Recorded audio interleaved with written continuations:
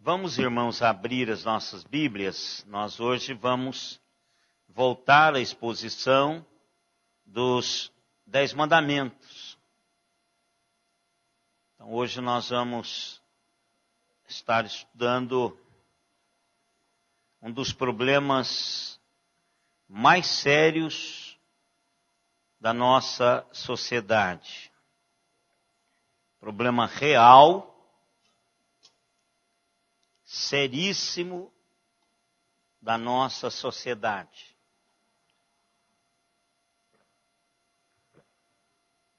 Problema recorrente, desde sempre.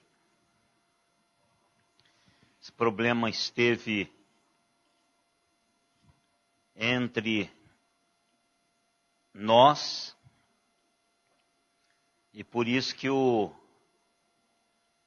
fabricante colocou no manual com relação a isso, né?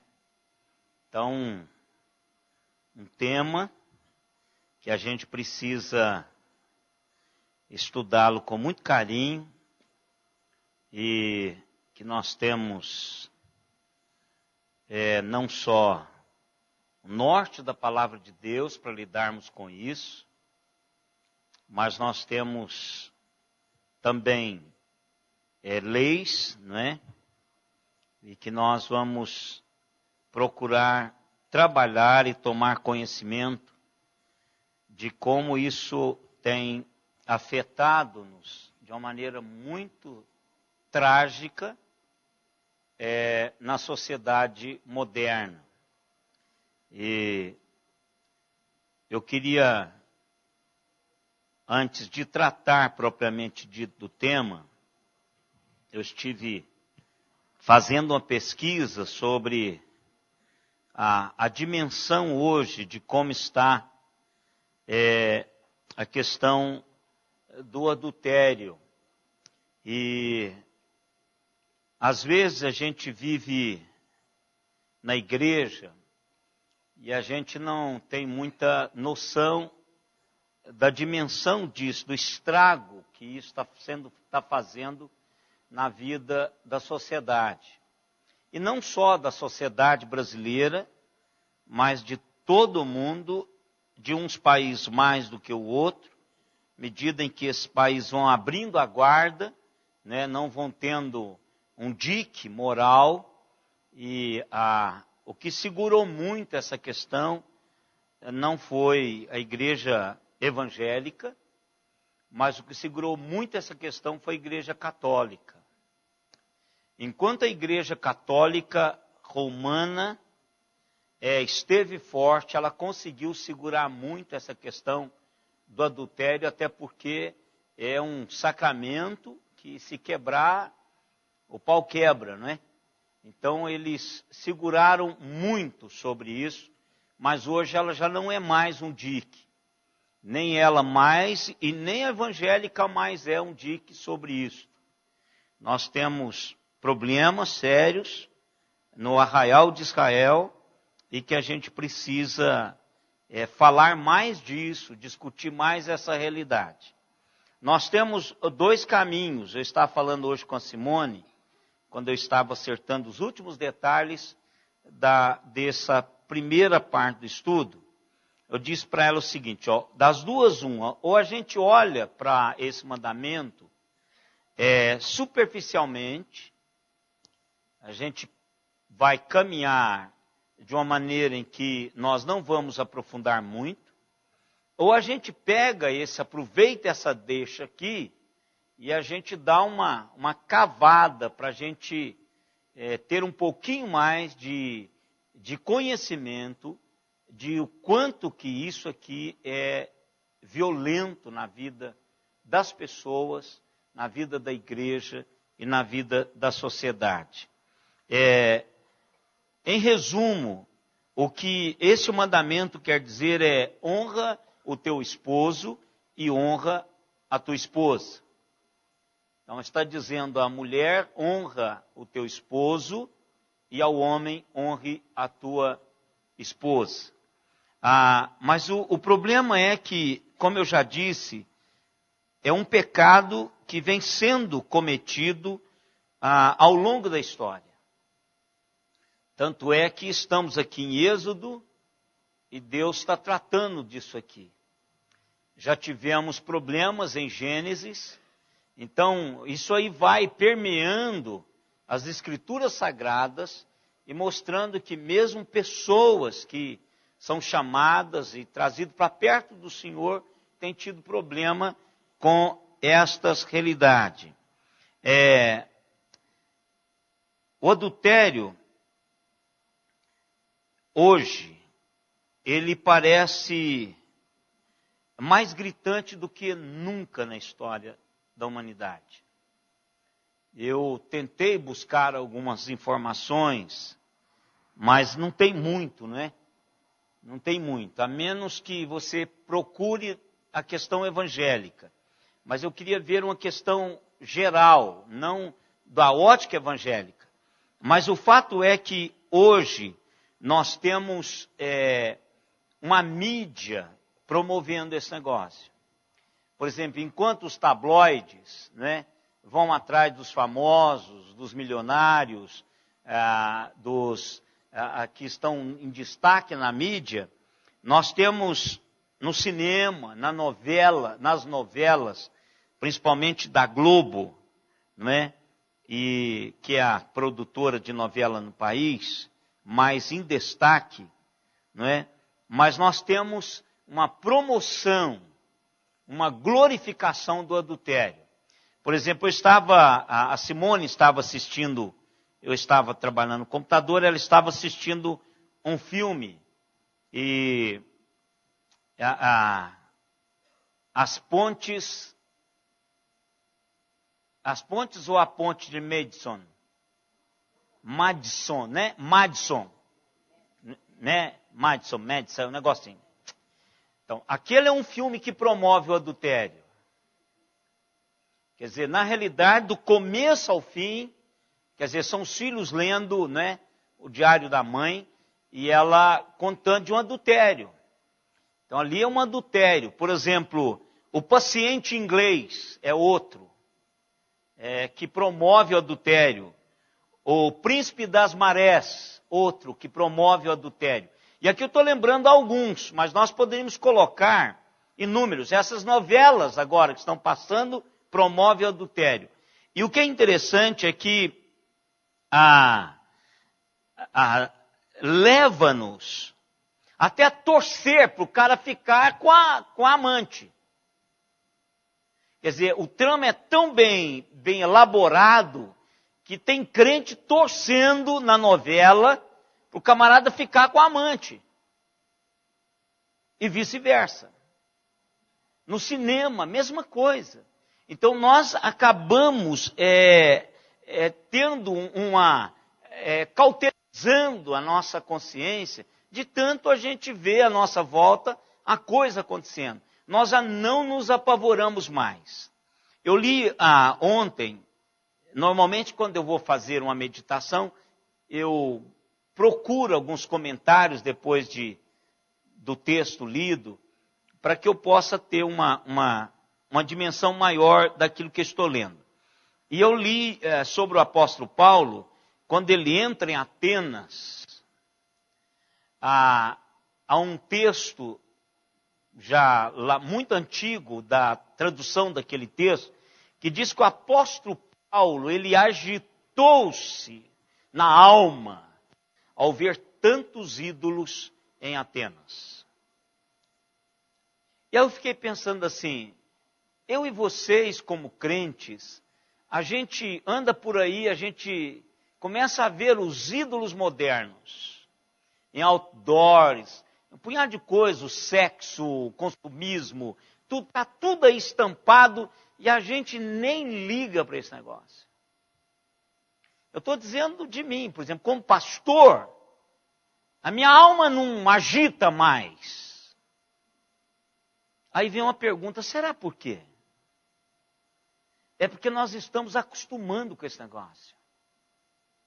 Então você vê a novela, você vê o caso real, você vê o filme, e no final parece que não houve desgraça nenhuma. No final há apenas uma discussão entre dois filhos, e a coisa você não vê, o diabo pinta o negócio de tal maneira que não tem dor.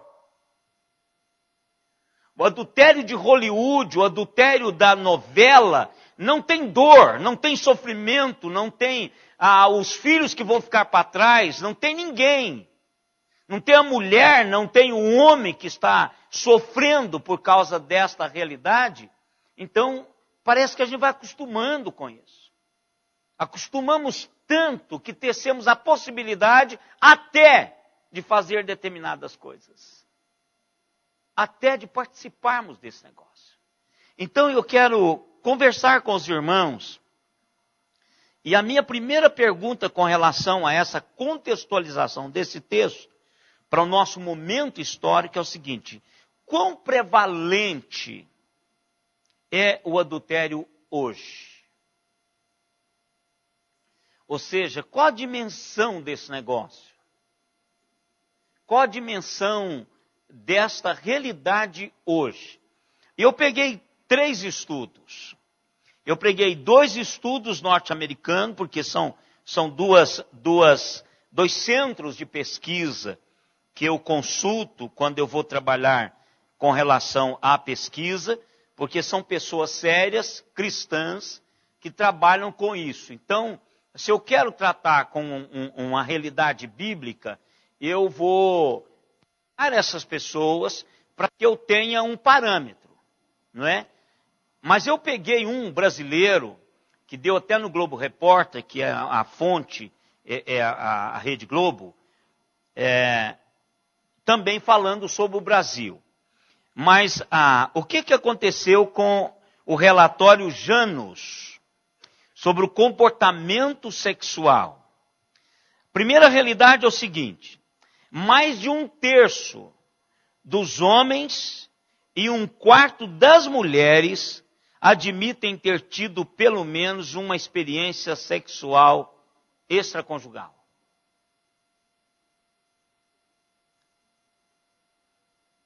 Um terço dos homens e 1/4 das mulheres admitem ter tido pelo menos uma experiência sexual extraconjugal.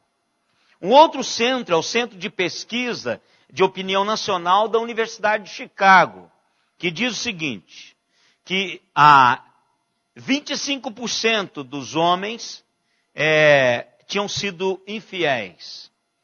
E 17% das mulheres, um pouquinho mais baixo, dá uma amenizada.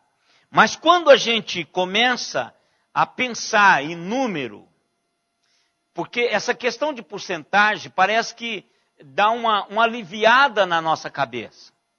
Você pensa, 100%, 17%, 25%, bem, tá mais ou menos aí. Mas quando a gente pega o pacote, hein? Não, isso é geral. É uma pesquisa feita no geral. Depois eu vou para o nosso arraial.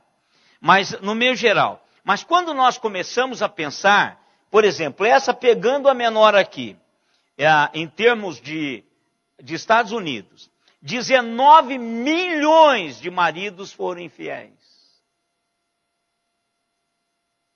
12 milhões de mulheres foram infiéis.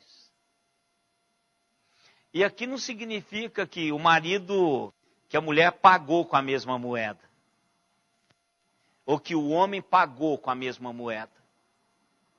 Se nós ajuntarmos 19 milhões mais 12 milhões e dermos um descontinho aí, nós teremos quase 25 milhões de lares quebrados. Quebrados. Agora veja o nosso.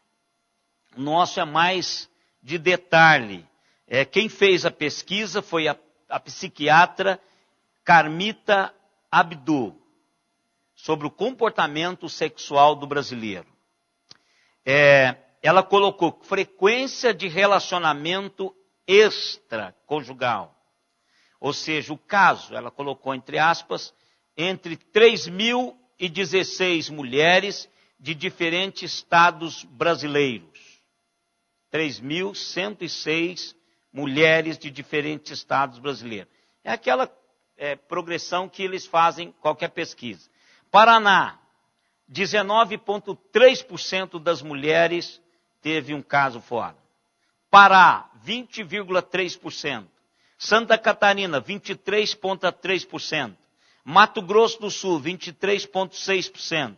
São Paulo, 24,1%. Bahia, 25,2%. Pernambuco, 26,6%. Ceará, 26,7%. Goiás, 27,7%. Minas Gerais, 29,5%. Rio Grande do Norte, 30,2%. Rio Grande do Sul, 31,7%. E Rio de Janeiro, 34,8%. Com mulheres. Média de números de parceiros sexuais em 12 meses por estado civil, entre 3.463 homens e 2.743 mulheres. Homens solteiros, de 4,2 parceiros em 12 meses. Isso que mudou, né? Mulheres solteiras, 1,8. Homens divorciados, 3,3. Mulheres divorciadas, 1,6. Homens amaziados, 2,5. O cara está com um amaziado e não está com outro. Mulheres amaziadas, 1,2. Homens casados, 1,9. Mulheres casadas, 1,1. Homens viúvos, 1,5. Mulheres viúvas, 1,3. Prevalência de caso sexual entre 6.846 pessoas que participaram da pesquisa. Homens que admitiram ter um caso sexual fora do casamento, 50,6%. Mulheres que admitiram ter tido um caso extraconjugal, 25,7%. Olha, eu não estou muito preocupado com qual seja o número reais disso aí, que para mim isso está muito mais lá, para frente. Eu acho que isso aqui é só aqueles que teve coragem de falar alguma coisa. Mas para mim isso aqui vai muito além. Mas uma coisa que isso impacta o meu coração é que o adultério é muito mais comum do que nós gostaríamos de admitir. Muito mais comum do que nós gostaríamos de admitir. A terapeuta familiar e psiquiatra, o terapeuta familiar e psiquiatra, Frank Pittman, ele diz o seguinte: pode haver tantos atos de infidelidade em nossa sociedade do que acidentes de trânsito. Veja, são profissionais que trabalham com essas áreas. Então, eles dão uma estimativa, não é? Até porque eles têm que guardar sigilo sobre a profissão, então eles têm que guardar essa estimativa, eles dão uma estimativa e guardam as informações que eles têm no seu escritório. Ele argumenta ainda, esse mesmo psiquiatra, que o fato de que o adultério tem se tornado comum alterou a percepção da sociedade do mesmo. É aquilo que nós estamos falando. Quer dizer, então se é comum, então mudou a minha percepção. É o que vai acontecer com relação a essa união homoafetiva. Os nossos netos, os nossos filhos, eles já vão crescer dentro dessa realidade. Quer dizer, nos choca, mas a eles não vai acontecer a mesma coisa. Eles vão absorver isso culturalmente. Eles vão aliviar o coração deles, porque o padrão deles está sendo estabelecido a partir desse comportamento. Então, isso é um comportamento aceitável, institucionalizado, e que ele não vai poder fazer muita coisa. Então, ele vai assentir nisso. Então, da mesma maneira que o adultério tornou-se tão comum que alterou a percepção da sociedade do mesmo. E ele diz um negócio interessante aqui que eu fiz questão de colocar como ele diz. Nós não vamos voltar aos tempos em que os adúlteros irão ser colocados no tronco e publicamente expostos. A sociedade, em qualquer caso, é incapaz de fazer cumprir uma regra que a maioria das pessoas a quebram. Ou a quebra. E a infidelidade é tão comum que já não é desviante.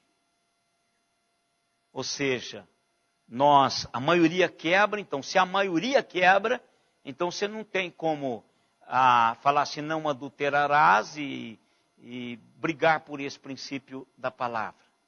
Por quê? Porque a maioria está fazendo isso. É igualzinho a corrupção brasileira. Quer dizer, por todo lado que você vê, a corrupção está aí. Então, se está, eu vou fazer parte desse negócio.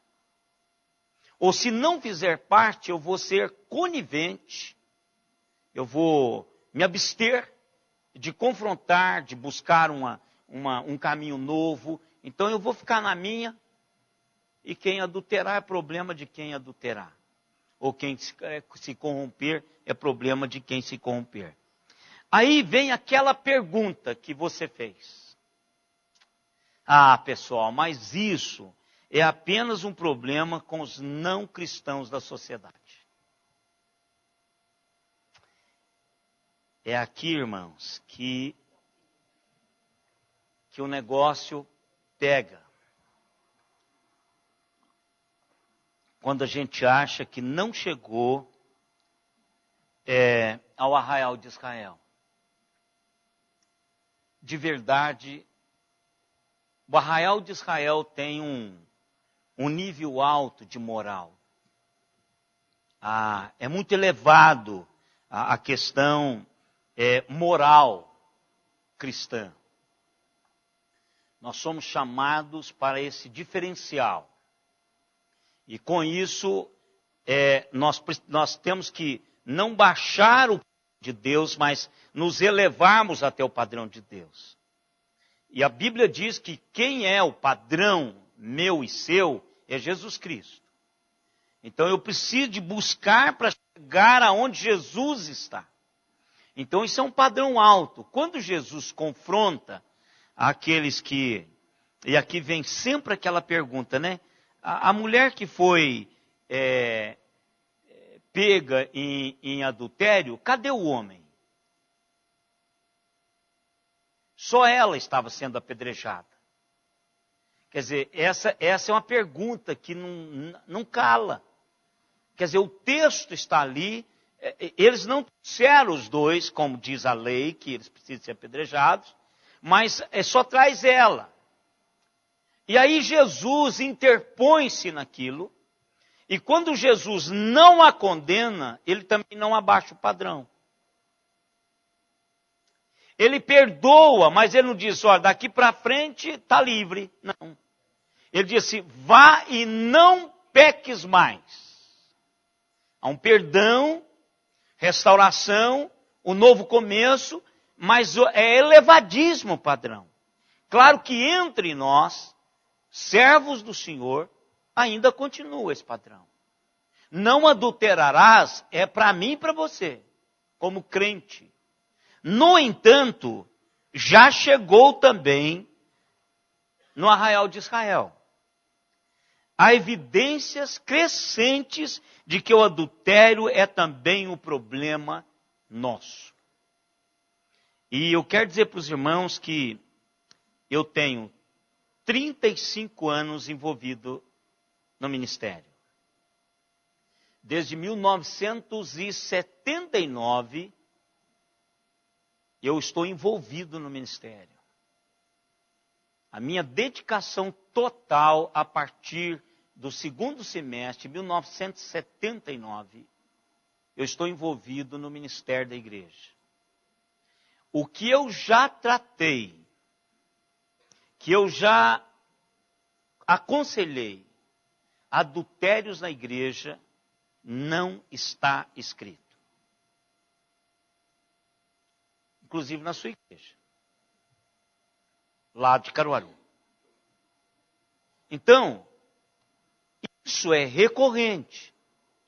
A gente fala assim, não, mas é só agora. Não, quando eu estava lá atrás, foi também. Por exemplo, 2 dos meus colegas de turma foram expulsos do seminário por causa disso. Então veja que não é uma coisa aqui, e não é mesmo, isso aqui é recorrente, isso é algo que vem pegando-nos de uma maneira tremenda. Mas eu quero trazer para os irmãos pesquisa também, de uma revista que é chamado Liderança. Essa revista ela é mundial. Todo líder espiritual recebe essa revista. Ela é online, ela está em inglês. Então ela vai, eu recebo toda semana os artigos que interessam aos pastores. E essa revista constatou, ela fez uma pesquisa e constatou que dos 300 líderes, pastores, que responderam, porque eles fizeram entre 1.000, mas só 300 responderam, então isso dá aquela margem de que alguma coisa não foi transparente, porque ficaram 700 sem responder, mas dos 300 que responderam, 12% admitiram relações sexuais fora do casamento. Então vamos pensar, 12% de 300 dá quanto? Hein?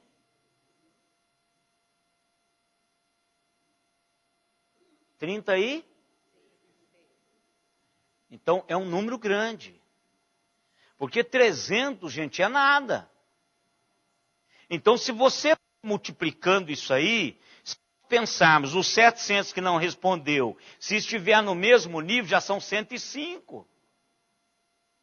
115, então a coisa vai aumentando.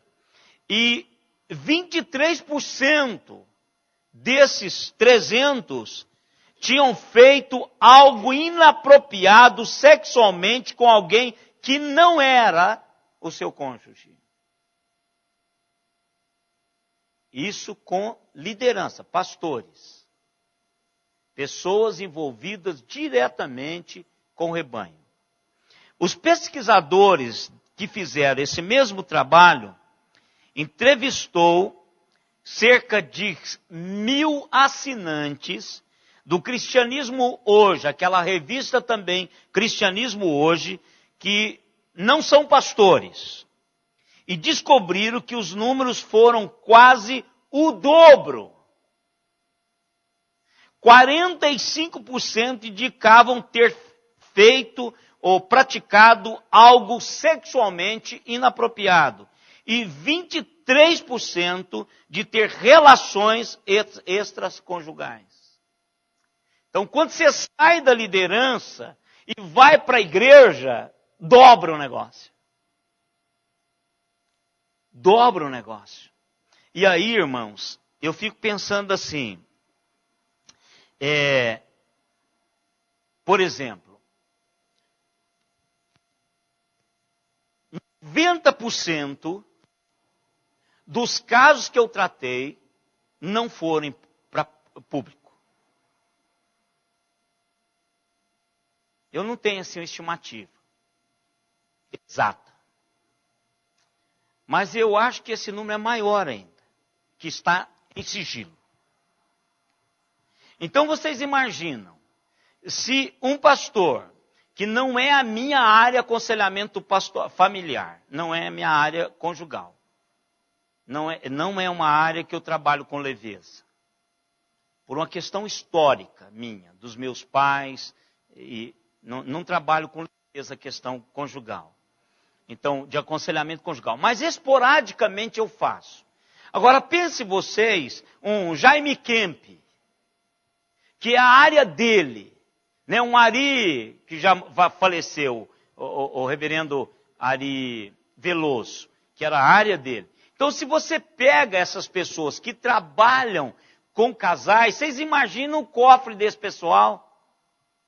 Que lá não entra chave, que a chave não é trizeta, ela é muito mais que só ele coloca lá e não tem chave para abrir de novo. Porque essa é a confissão, né? Isso aí é a questão pastoral. Então eu não vou dizer, nem me esqueço, só me lembro disso quando eu vou falar sobre o assunto. Eu não me lembro de todas as pessoas, eu me lembro de alguns que sofreram mais, de outros que me deram mais trabalho, de outros que reincidiram, de outros que perderam algumas coisas. Então, mas 90% dos que eu tratei não foram publicados, inclusive nessa igreja. Inclusive nessa igreja. Nesses 14 anos que eu estou aqui, desde o primeiro ano eu venho tratando de problema de infidelidade. Alguns não estão mais conosco, outros ainda estão. Agora a bênção é que alguns estão. Isso que eu acho fantástico da cura de Deus e o restaurar de Deus. Isso é algo muito precioso. E por isso que o pastor tem que ter muita habilidade no momento desse. Porque se houver restauração, é aquilo que a palavra diz. Você ganhou e tirou um das garras do inferno. E se não há, a pessoa depois sai, depois cria problemas. Então nós temos algumas dificuldades com relação a isso. Então o adultério não está só na sociedade. Ele chegou também entre nós. Então, o que é que a gente precisa fazer sobre isto? É que a gente precisa dimensionar as consequências. Primeira coisa, vamos dimensionar as consequências. Aumente as consequências da dor, do sofrimento. Se não é o padrão de compromisso com Deus, eu acho que você precisa pensar na dor que a coisa vai provocar. Porque é dor, gente. É dor. Um desses casos, eu ouvi que eu fui atender, a pessoa vomitava copiosamente. Eu só vi isso, irmãos, em Bebum. Porque quando eu era adolescente, eu fazia bico à noite em bares, em lanchonetes. Então o cara bebia demais e puxava o juca, né? Misturava. E nesse lugar lá tinha papada de porco, torresmo. Esses caras que bebem são tudo maluco, né? Além de meter álcool para dentro, eles ainda comem uma coisa pesada, né? Aqueles coisinhas de boteco, né? Papada de, como é que chama aquilo lá? Focinho de porco. Focinho de porco, né? Então, torresmo, né? Esse coisa. Então, o cara vai pondo aquilo para dentro e aquilo lá é um óleo e tudo, e depois o cara puxa o juca. Então, quando eu fui atender essa pessoa, a primeira coisa que veio à minha mente foi o bebum. Mas se vomitava, eu não conseguia conversar com essa pessoa. Eu corria para dentro do banheiro. Aí voltava, pode falar, pastor. Eu voltava para dentro do banheiro.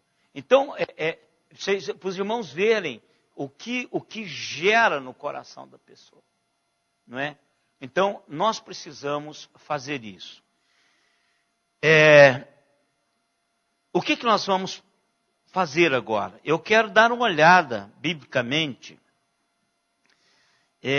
sobre esses 7 mandamentos. ele não é fácil, irmãos, não é fácil. Principalmente hoje. O Caio Fábio, quando ele estava sem nenhuma mácula, e até acredito se ele se arrependeu, essa mácula só está na história dele e na nossa cabeça, porque o perdão de Deus, ele é completo. Não há nenhum adúltero que não seja perdoado. Se buscar o perdão ao Senhor, Deus vai perdoá-lo. Eu não tenho dúvida disso. Não há nenhum pecado que a cruz de Cristo e o sangue do Cordeiro não seja capaz de perdoar. Então eu trabalho sempre com isso. Primeiro pela graça de Deus em direção a mim. Então eu falo sempre isso com a Simone, com pessoas, e até eles brincam lá em casa, as meninas e a Simone. Isso é porque o senhor é pastor. É porque de fato o meu coração é um coração dilatado em direção àqueles que pecam, porque esse é o coração de Deus.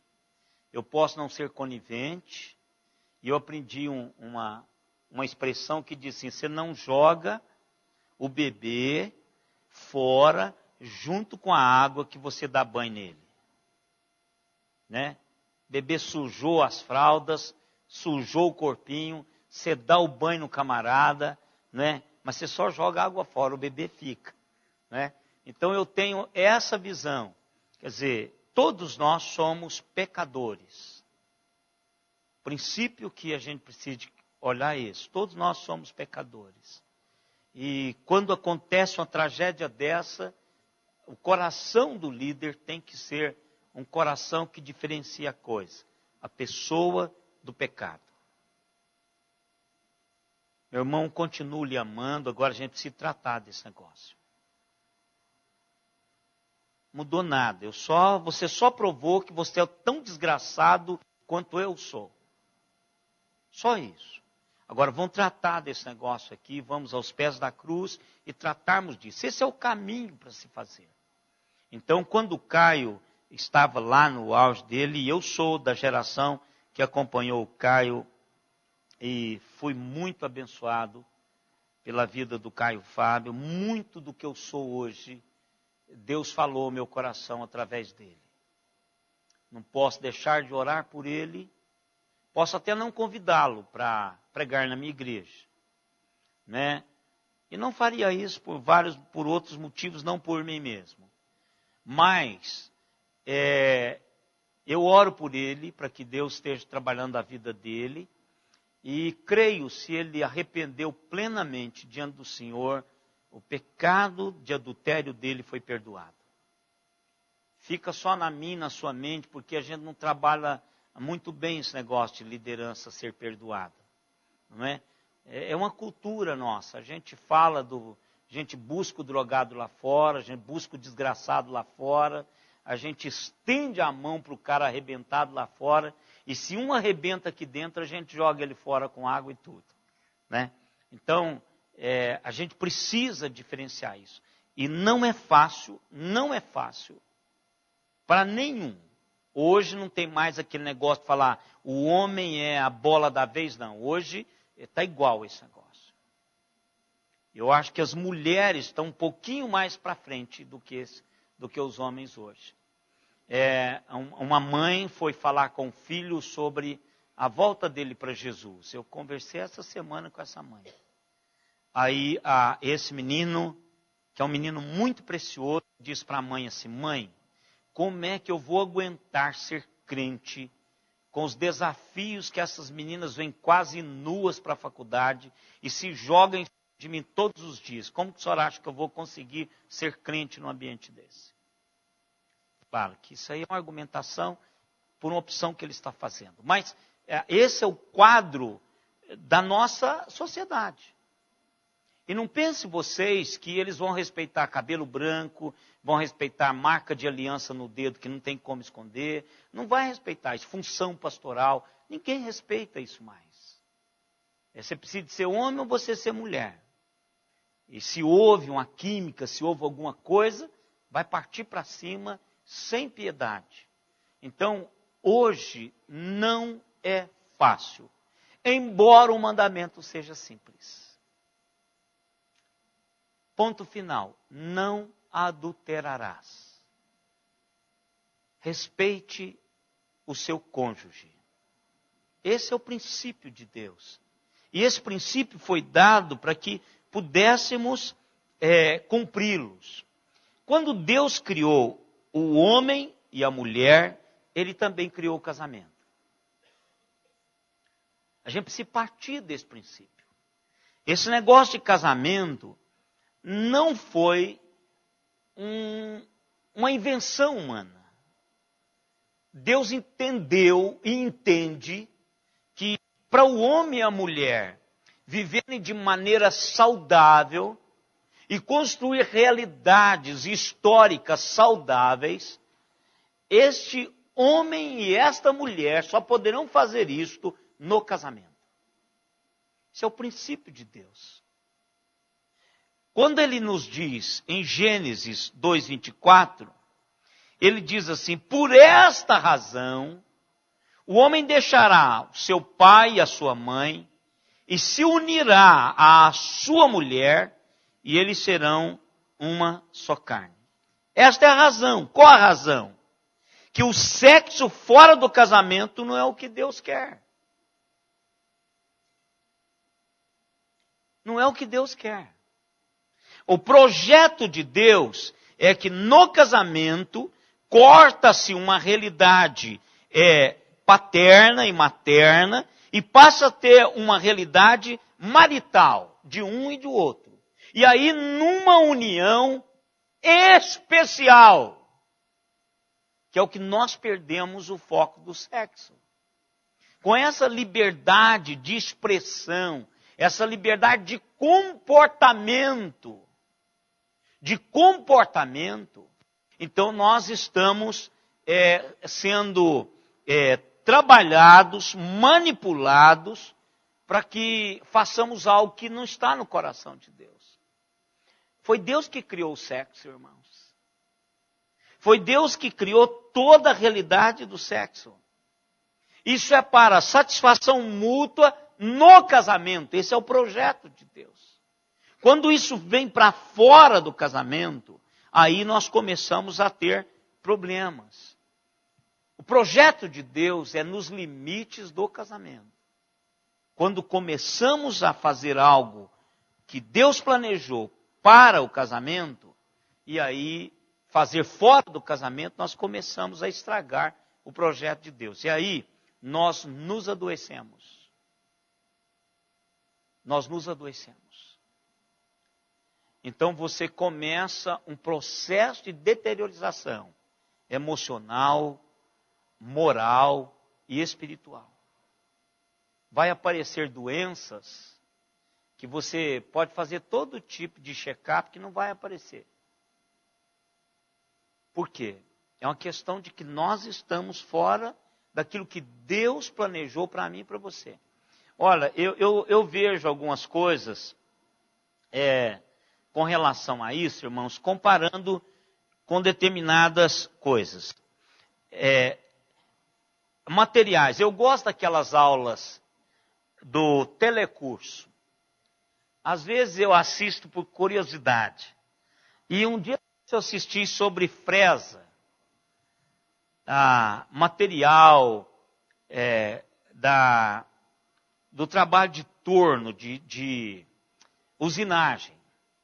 Eu fiquei abismado de ver a especificação de cada fresa para cada coisa, cada material para cada coisa. O cara falou, isso aqui tem que ser mais longa por causa do atrito, isso aqui tem que ser mais junto por isso, por isso. Então ele vai explicando.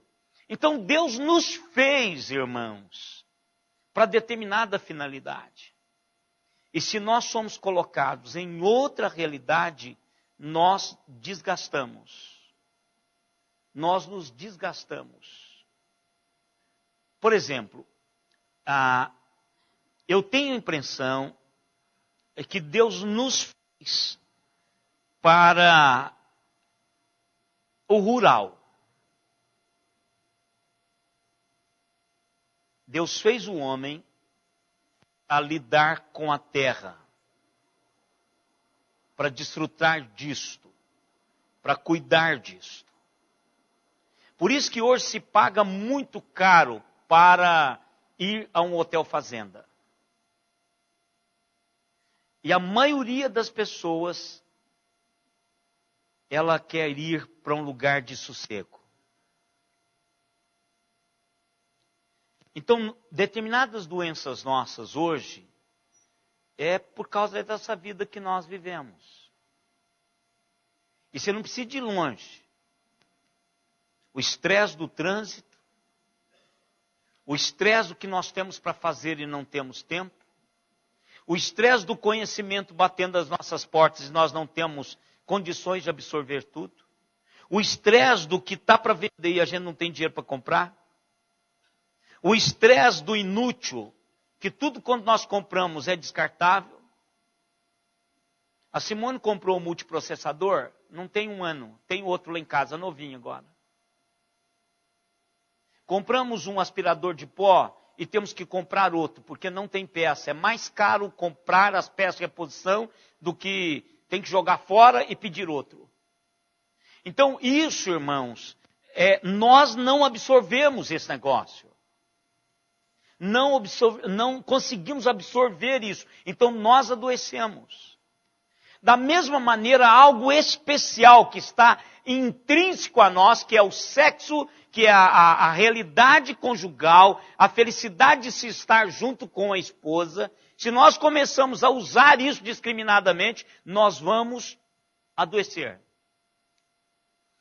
E eu não vou, porque eu digo assim, 120 anos, mas isso é só, Deus sabe. Eu nunca pedi a Deus isso, nunca pedi isso.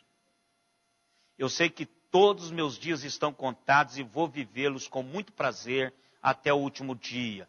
E pode ser amanhã. Eu não tenho preocupação com isso. Eu brinco sobre isso. Mas uma das coisas que eu gostaria de ver é essa geração da liberação sexual velha. Eu gostaria de ver. Alguns que estão hoje no clamor. Tem uma pessoinha aí que, olha como eles estão dando ênfase a essa pessoinha. Como eu gostaria de ver essa pessoinha envelhecer. Mas eu não vou ver porque ela é bem mais jovem do que eu. Mas eu gostaria de ver essa geração envelhecer. Essa geração do troca-troca. Essa geração do descompromisso envelhecer. Sabe por quê, irmãos? Vai se quebrar. Nós já estamos nos quebrando.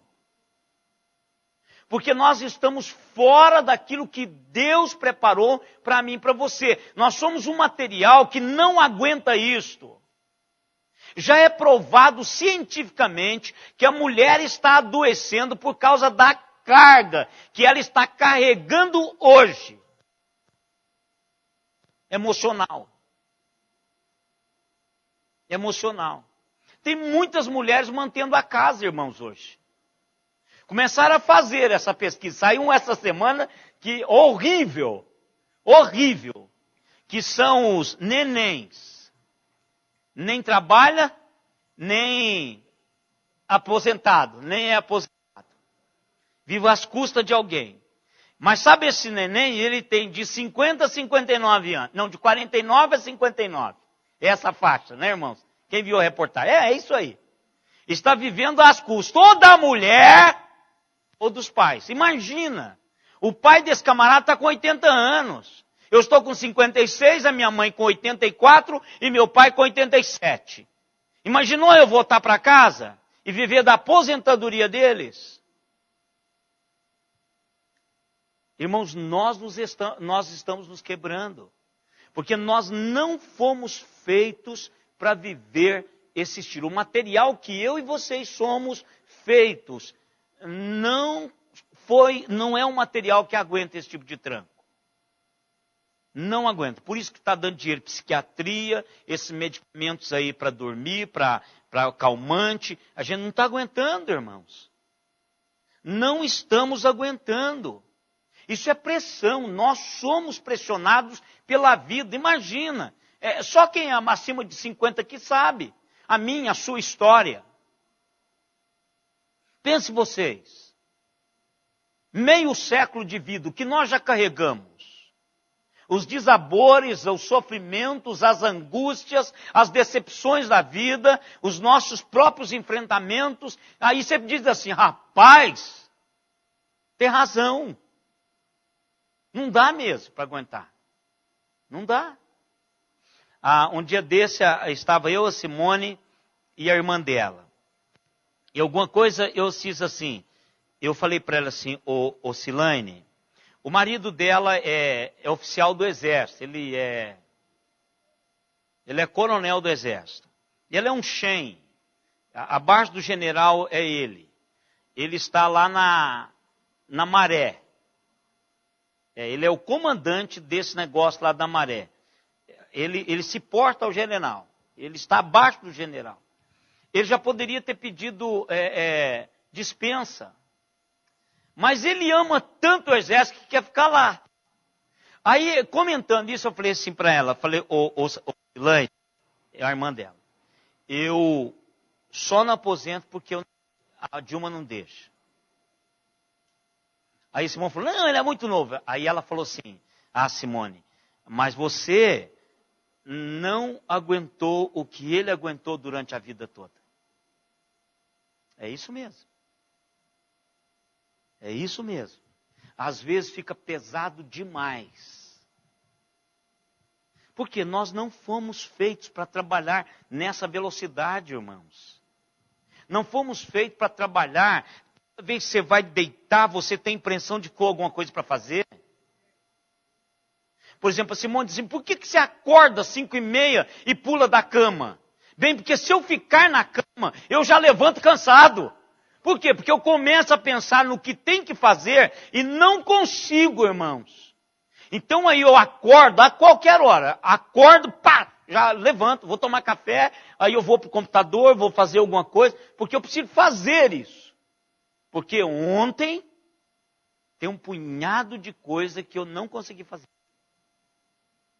Agora, não é só eu que faço isso, vocês também são assim.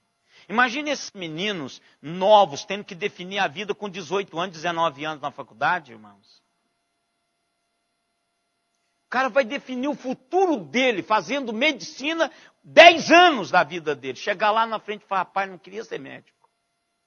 Aí o pai dele mata ele, ou a mãe, ou a dívida do governo, mais de 500 mil reais no curso. Então, isso é uma pressão que estamos vivendo.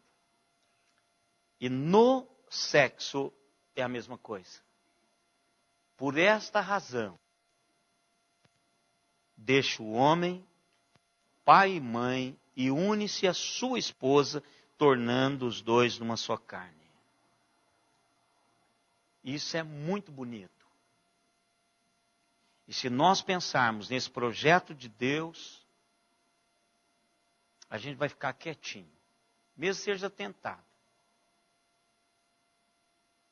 Quando nós vamos falar de Jesus, né? Abordar Jesus mata todo mundo de pau, irmãos. Nivela todo mundo. Nivela todo mundo.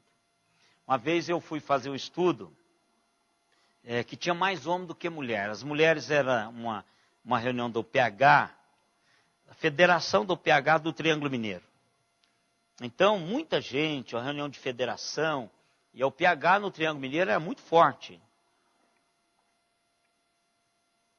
Tinha uma meia dúzia de mulher que os maridos tinham levado porque aproveitaram e para passear. Aí eu disse assim, quem já adulterou aqui, levanta a mão. E eu levantei.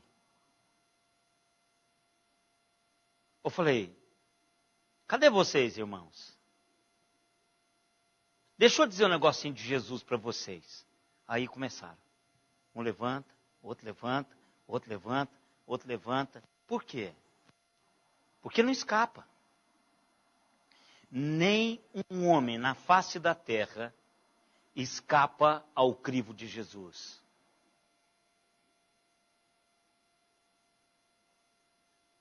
Quando nós chegarmos lá, vocês vão ver. E as mulheres também. Porque hoje, antigamente, a gente só falava com os homens. Hoje você pode falar com as mulheres, com liberdade, você vai pegar uns 70% delas. A turminha mais nova, vai todo mundo levantar a mão. A turma da geração passada, capaz que a uma ou outra não levanta, porque questão de pudor, de cultura, não levanta. Mas as mais jovens vão dizer assim, eu estou nessa. Não é? Por quê? Porque a gente vai ver que é um vírus que a gente precisa, com a palavra de Deus, trabalhar. Vamos na próxima quarta-feira, perspectiva do Velho Testamento com relação ao adultério. Depois, na outra quarta, vamos trabalhar a perspectiva do Novo Testamento. Aí nós vamos incluir Jesus com relação ao adultério.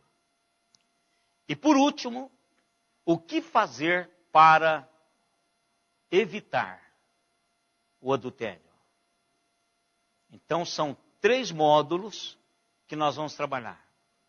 Primeiro, o que o Antigo Testamento... Eu preciso de entender. Porque este princípio está no Antigo Testamento. Então, qual a questão do Antigo Testamento com relação ao adultério? Depois a gente passa para o Novo Testamento com relação ao adultério. E depois a gente vai tentar passar para vocês experiência pastoral e pessoal com relação a o que fazer para diminuir a tensão, para não cair em adultério. Que não é fácil. É uma batalha tremenda, tremenda, tremenda, todo dia. Jaqueline e Paulo, que a bênção e o poder esteja presente no culto, estar trabalhando e participando. Que Deus abençoe, Jaqueline e Paulo, ricamente a vida de vocês. Nós tivemos 12 em Araraquara, 2 em Recife, 2 em Franca, 2 em Ribeirão Preto, 1 na Califórnia, Sonneville, na Califórnia, 2, Pirassununga 2, Campinas 1, Pittsburgh, Inglaterra. Não é Pittsburgh. É Pittsburgh. Você sabe. São Francisco 1. Ó, de São Francisco. Inglês aqui é nada, hein? Inglês aqui é nada, viu? Você da Inglaterra está falando, está ouvindo porque está falando em português. Biri o quê? Não, Pire, Pedro. Pire. Peter. Esse O-U-G-H, que é o complicado no inglês, ele tem um som gutural. Como que é? Né? É igual o J ao G em espanhol. Né? O que você quer?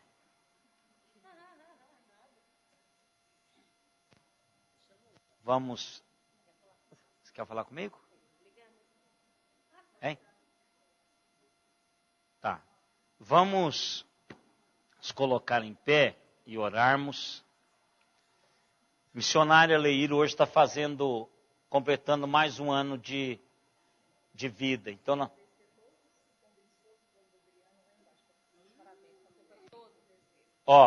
então é o seguinte. Tem um bolo do aniversário da missionária lá embaixo, que a Adriana trouxe. Adriana do Cidinho. Um bolo bonito para todo mundo descer, para a gente comer um pedacinho de bolo da missionária. A Leir tem sido uma bênção no meu ministério, sempre foi.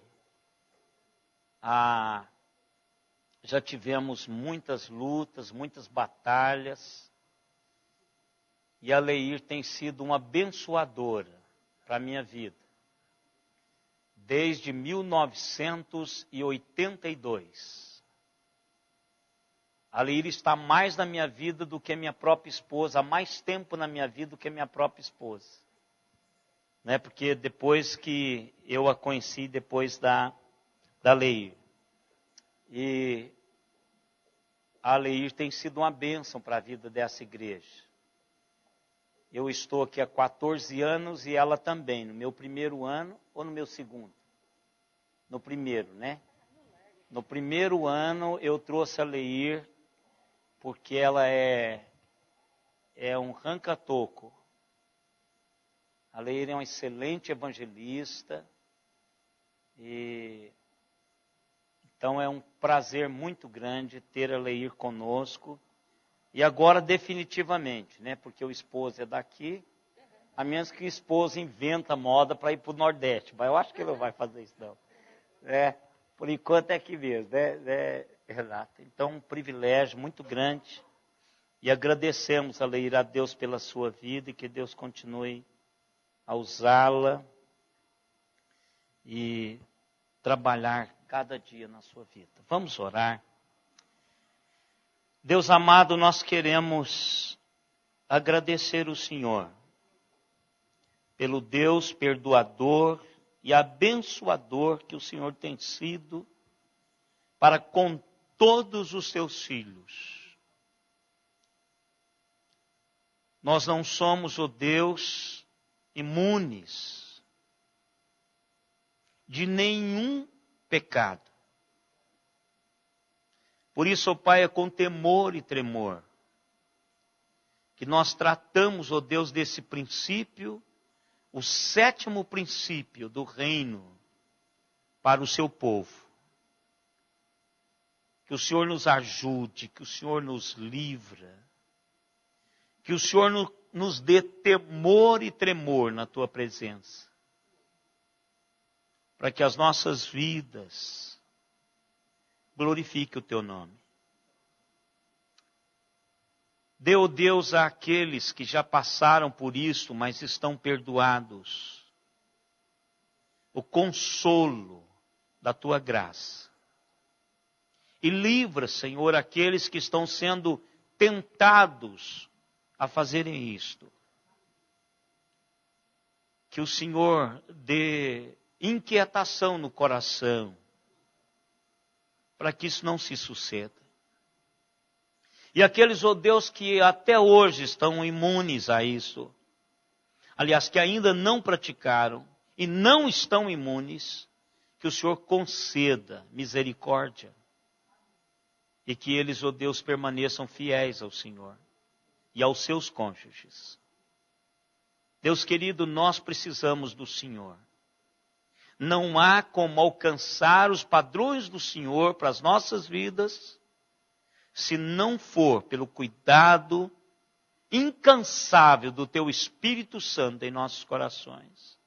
O Deus santificador que temos, Senhor, em nós. Te louvamos, ó Deus, pela bênção de podermos contar com isso. Te agradecemos, ó Pai, pelos nossos irmãos conectados conosco. Esses irmãos de outros países, que eles sejam um elo, que eles possam passar, ó Deus, o site para outras pessoas, e que esse momento nosso aqui seja um momento abençoador, no nosso país todo e fora dele. Obrigado, ó Deus, pela vida da Jaqueline e do Paulo. O Senhor esteja de uma maneira muito especial abençoando-os e derramando graça e misericórdia sobre a vida deles e igualmente sobre a vida de todos que estão conectados conosco. Também, ó Pai, queremos louvar-te de todo o nosso coração pela vida da Leir, pela maneira maravilhosa como o Senhor tem trabalhado a sua vida. E que o Senhor esteja, ó Deus, fortalecendo o seu coração a cada dia e dando, ó Deus, a dinâmica do teu Espírito para que ela continue sendo vaso usado pelo Senhor. Toma nas tuas mãos, ó Deus, o Renato, seu esposo, para que os dois possam continuar, ó Deus, servindo o Senhor com inteireza de coração.